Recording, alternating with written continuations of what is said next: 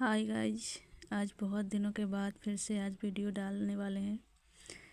आज हम मौर्य काल का वीडियो डालने वाले हैं और ये 322 ईसा पूर्व से 150 ईसा पूर्व तक का है काल, मौर्य काल। और इस चैप्टर में टोटल क्वेश्चन 93 है, ठीक है, जिसे हम 2 भाग में करके डालेंगे। चलिए, कैसे हैं आप लोग? ऐसे मेरे घर में थोड़ी सी प्रॉब्लम थी, ठीक हो गई है और जब मैं उससे रिलीफ हुई हूँ तो फिर आज वीडियो बनाना स्टार्ट की हूँ, ठीक है। चलिए शुरू करते हैं। चाणक्य का क्या नाम था? तो चाणक्य को हम विष्णुगुप्त के नाम से जानते हैं, कौटिल्य के नाम से भी जानते हैं, ठीक है। एक एक्स्ट्रा नाम भी बता दिए हैं। निम्नलिखित में से किसकी तुलना मैकियावेली के प्रिंस से किया जाता है? तो कौटिल्य का अर्थशास्त्र। कौटिल्य देखिए है ना, तो कौटिल्य के अर्थशास्त्र का जो तुलना है वो किया जाता है मैकियावेली के प्रिंस से, ठीक। 3rd नंबर का है, वह शासक कौन था जिसने राज सिंहासन पर बैठने के लिए अपने बड़े भाई सुसीम की हत्या की थी? तो ये अशोक था। निम्नलिखित में सम्राट अशोक की वह पत्नी कौन थी जिसने उसको प्रभावित किया था? तो कारुवाकी थी, कारुवाकी। अशोक ने अपने सभी अभिलेखों में एक रूपता से किस प्राकृत का प्रयोग किया? तो ये अर्धमागधी का किया था। बिंदुसार ने विद्रोहियों को कुचलने के लिए अशोक को कहाँ भेजा था? बिंदुसार ने विद्रोहियों को कुचलने के लिए अशोक को कहाँ भेजा था? तो तक्षशिला भेजा था। निम्नलिखित में से वह व्यक्ति कौन है जिसका नाम देवान प्रियदर्शी भी है? तो ये अशोक का नाम है, ठीक है। निम्नलिखित में से प्राचीनतम राजवंश कौन है? तो मौर्य वंश है। कौटिल्य, चाणक्य जिसका प्रधानमंत्री था वो चंद्रगुप्त मौर्य का था। कलिंग विजय के उपरांत अशोक महान ने निम्नलिखित किस धर्म को अंगीकार कर लिया था? तो बौद्ध धर्म को कर लिया था। 11 नंबर का, चंद्रगुप्त के शासन विस्तार में किसने मुख्य रूप से मदद की थी? तो चाणक्य। सांची किस काल व मूर्ति का निरूपण करता है? तो बौद्ध का। प्राचीन भारत का वह प्रसिद्ध शासक जिसने अपने जीवन के अंतिम दिनों में जैन धर्म को अपनाया था? तो ये चंद्रगुप्त मौर्य अपनाया था। जैन धर्म को चंद्रगुप्त मौर्य अपनाया था और ये जो अपना प्राण त्याग किया, देह त्याग किया, जो संलेखना विधि से। संलेखना विधि वो होता है, ये क्या कहते हैं, संलेखना विधि वो होता है जो भूख प्यास के द्वारा जो अपने प्राण को त्यागा जाता है, वो संलेखना विधि होता है, ठीक। मौर्य साम्राज्य की स्थापना किसने किया? तो चंद्रगुप्त मौर्य। मौर्य साम्राज्य में प्रचलित मुद्रा का नाम क्या था? तो पन था। मौर्य साम्राज्य में प्रचलित मुद्रा का नाम पन था। निम्नांकित में से कौन मौर्य वंश का शासक नहीं है? तो अजातशत्रु जो है वो मौर्य वंश का शासक नहीं है। निम्नलिखित में से अशोक का उत्तराधिकारी कौन है? तो कुणाल है। अशोक का उत्तराधिकारी जो था वो था कुणाल। मुद्रा राक्षस का लेखक निम्न में से कौन है? तो विशाखदत्त। मुद्रा राक्षस के जो लेखक हैं वो विशाखदत्त हैं, ठीक है।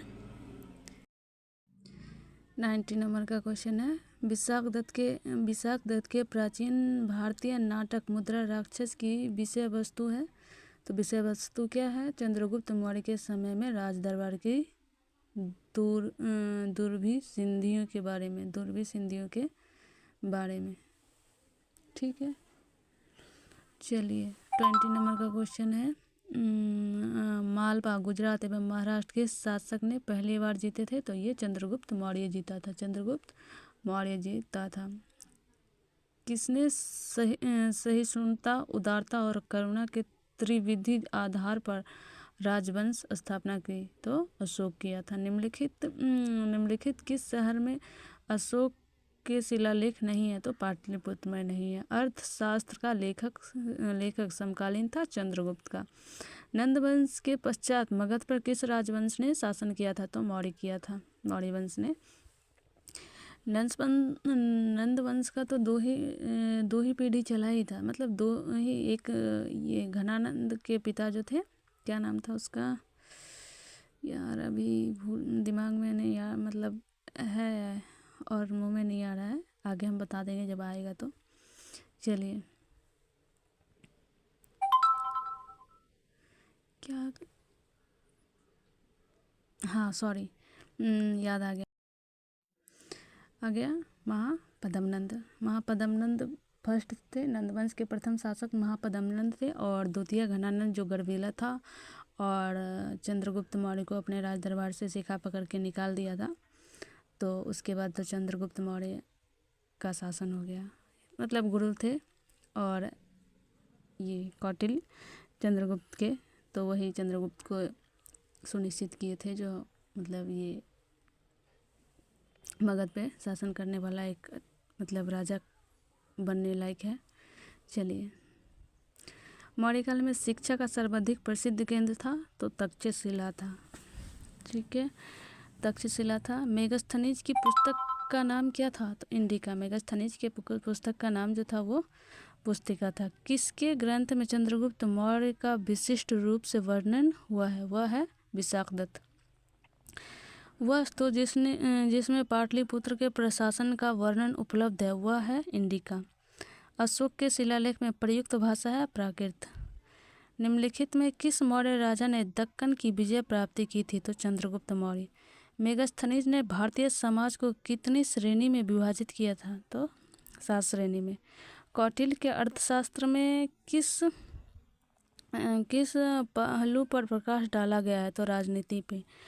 निम्नलिखित में से कौन सा क्षेत्र अशोक के साम्राज्य में सम्मिलित नहीं था? तो ये श्रीलंका सम्मिलित नहीं था। पाटलिपुत्र को किस शासक ने सर्वप्रथम अपनी राजधानी बनाई थी? चंद्रगुप्त मौर्य। पाटलिपुत्र को किस शासक ने सर्वप्रथम अपनी राजधानी बनाई थी? तो चंद्रगुप्त मौर्य। पाटलिपुत्र में स्थित चंद्रगुप्त का महल मुख्यतः बना था तो लकड़ी का। ठीक है, चलिए 36 नंबर का, बारावर की गुफाओं का उपयोग किसने आश्रय गृह के रूप में किया था? तो आजीविकों ने किया था। किस अभिलेख से यह साबित होता है कि चंद्रगुप्त का प्रभाव पश्चिम भारत तक फैला हुआ था? तो रुद्रदामन का जूनागढ़ अभिलेख से। और केवल वह स्तंभ जिसमें अशोक ने स्वयं को मगध का सम्राट बताया तो वो था भाब्रू स्तंभ। केवल वह स्तंभ जिसमें अशोक ने स्वयं को मगध का सम्राट बताया वह भाब्रू अभिलेख था। ठीक है, 39 का ये मिलान करने वाला है। तो अशोक का जो नाम था वो प्रियदर्शी के नाम से भी जाना जाता, बिंदुसार को बोला जाता मित्रघात, चंद्रगुप्त को बोला जाता था सेंड्रोकोटस, और चाणक्य को विष्णुगुप्त के नाम से जानते थे। ठीक है, चलिए 40 नंबर, प्रथम भारतीय साम्राज्य स्थापित किया था? तो ये चंद्रगुप्त मौर्य किया था। चंद्रगुप्त उत्तरांचल में अशोक का एक शिलालेख स्थित है तो कालसी में। उत्तरांचल में अशोक का एक शिलालेख है जो कालसी में है। सांची का स्तूप किसने बनवाया? तो अशोक बनवाया। अशोक के शिलालेख को पढ़ने वाला प्रथम अंग्रेज कौन था? James Prinsep. कलिंग युद्ध की विजय तथा क्षत्रियों का वर्णन अशोक के किस शिलालेख में है? तो ये शिलालेख 18 में है। ठीक है, प्रसिद्ध यूनानी राजदूत मेगास्थनीज भारत में किसके दरबार में आया था? तो चंद्रगुप्त मौर्य के दरबार में आया था। चंद्रगुप्त मौर्य ने सेल्यूकस को कब पराजित किया? तो 305 ईसा पूर्व में। निम्नलिखित में से कौन सा राजा प्रायः जनता के संपर्क में रहता था? तो अशोक ने 261 ईसा पूर्व में कलिंग को जीतने के बाद क्या किया? तो भारी रक्तपात देकर युद्ध की नीति को सदा के लिए त्याग दिया था। अशोक के अधिकांश अभिलेख में किस भाषा व लिपि में है? अधिकांश अभिलेख जो है अशोक का वो किस भाषा व लिपि में है? तो प्राकृत व ब्राह्मणी में। ठीक है, 50 नंबर का क्वेश्चन, किस ग्रंथ में चंद्रगुप्त मौर्य के लिए ब्रिसल निम्न कुल शब्द का प्रयोग किया गया है? तो ब्रिसल मतलब निम्न कुल होता है, नीची जाति का, तो ये मुद्रा राक्षस में किया गया है। ठीक है, टोटल क्वेश्चन आज 50 किए हैं और आगे हम 51 से करेंगे। ठीक है, चलिए गाइज, वीडियो अच्छा लगा तो लाइक एंड सब्सक्राइब शेयर जो भी करना होगा आप कर दीजिएगा। बाकी और कुछ नहीं कहेंगे। चलिए, थैंक यू सो मच।